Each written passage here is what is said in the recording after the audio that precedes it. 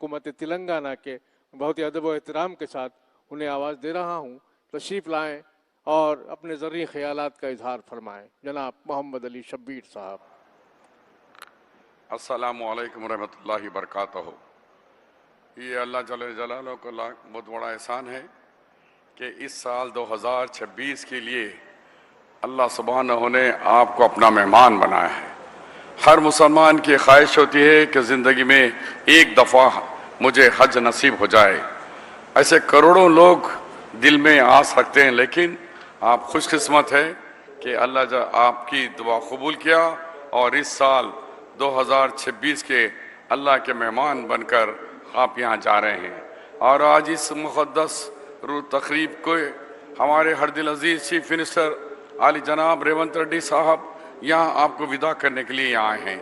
उनके साथ साथ बैरिस्टर असदुद्दीन ओवैसी साहब, हमारे हज कमेटी के चेयरमैन खुसरो पाशा साहब, फ़हीम कुरैशी साहब, अजमत साहब और उबैदुल्ला साहब, हमारे MLAs, MLCs और मेरे यहाँ सामने बैठे हुए भाइयों, दोस्तों, भाइयों और मेरे हाजियों, मैं ज़्यादा वक्त लिए बगैर ये कहना चाह रहा हूँ कि हमारे दरमियान में हमारे हर दिल अजीज़ चीफ मिनिस्टर यहाँ बैठे हुए हैं। आज मुल्क एक तरफ हर रोज़ मुसलमानों को कहीं ना कहीं तकलीफ़ पहुँचाने के लिए कोशिशें की जा रही हैं, लेकिन ऐसे वक्त में चीफ मिनिस्टर रेवंत रेड्डी जैसे लोग जहाँ केरला के इलेक्शन में भी जाकर अपना बहादुरी का मुजाहिरा किया और केरला में भी फ़िरका परस्त ताकतों को ख़तरनाक शिकस्त देकर वहाँ सेकुलरिज्म का झंडा लहरा कर वहाँ पर आए, तो ऐसे मुल्क के अंदर ऐसे नौजवान बहादुर भी हमारे पास हैं कि हम इन BJP ताकतों के साथ हम लड़ रहे हैं। अब देखिए, मैं हमारे CM साहब से कहना चाह रहा हूँ कि CM साहब, पहले हज कमेटी के अंदर कांग्रेस के दौर के अंदर सब चीज़ यहीं होता था, यहाँ इमिग्रेशन यहीं होता था और यहीं सामान हर वो चीज़ होती थी, हाजी सीधा जहाज़ में चढ़ता था। लेकिन भारतीय जनता पार्टी की सरकार में धीरे धीरे सब चले गया, इमिग्रेशन चले गया। अब जो है सो सामान लगेज भी खुद हाजी लेके जाना है, अब फैसिलिटीज़ रोज़ रोज़ निकाल रहे हैं।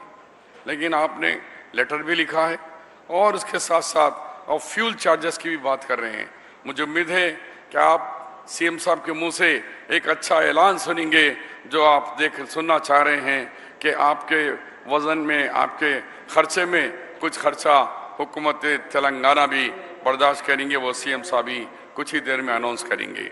आपको ये भी बताऊं कि ये मौका नहीं है, लेकिन जब CM साहब को मालूम हुआ सुबह 4 बजे हमें फ़ोन करे कि उठो, हमारे यहाँ के उम्रा से जो गए हैं हमारे आज़मीन हज, वहाँ पर मदीना शरीफ के मक्के और मदीने के बीच में जो हादसा हुआ है उसके अंदर हमारे लगभग 40 के ऊपर हमारे हाजी जलकर राख हो गए, शहीद हो गए।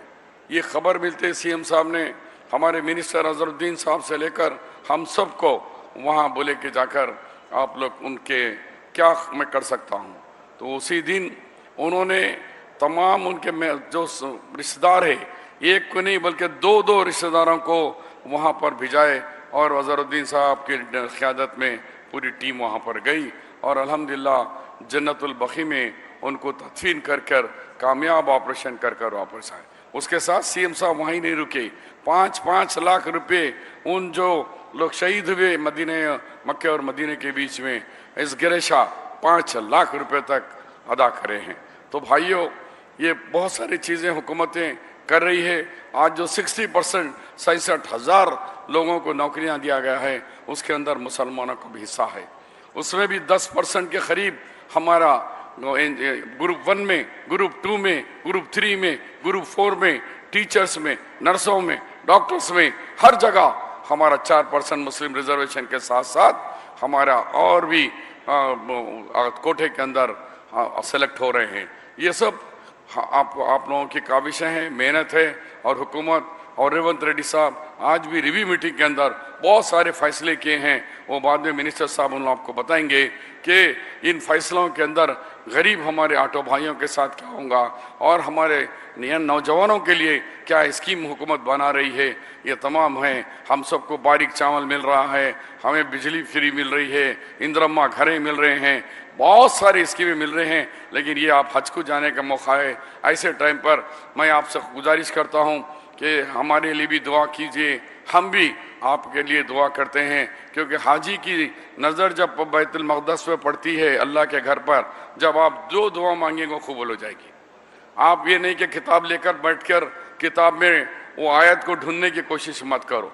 जैसे नज़र काबा में पड़ी, आपके दिल से जो दुआएं मांग लो, अल्लाह ज़रूर उसको कबूल फरमाएगा। ये मौका जो दिए और जो हज का हम चला रहे हैं, उसके लिए हमारे खुसरो पाशा साहब चेयरमैन को और उनके पूरी कमेटी को और हज वॉलंटियर्स को सबको तहे दिल से फ़र्दन शुक्रिया अदा करता हूँ। अल्लाह हाफिज़।